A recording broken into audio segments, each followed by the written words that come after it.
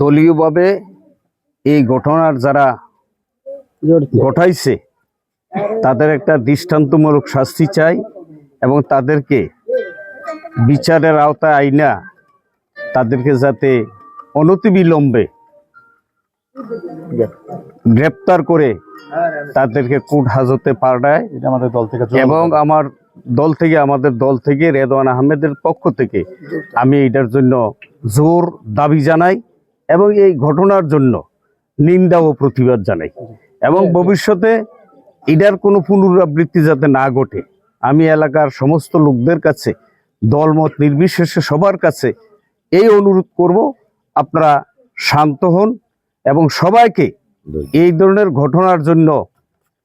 আইনগত ব্যবস্থা নেওয়ার জন্য রেদওয়ান আহমেদের পক্ষ থেকে ইতিমধ্যে বিভিন্ন জায়গায় যোগাযোগ করা হয়েছে, তাদের বিহিত ব্যবস্থা করা হবে এবং এলডিপি এই ঘটনার জন্য দায়ী না। কিছু বিএনপি মনা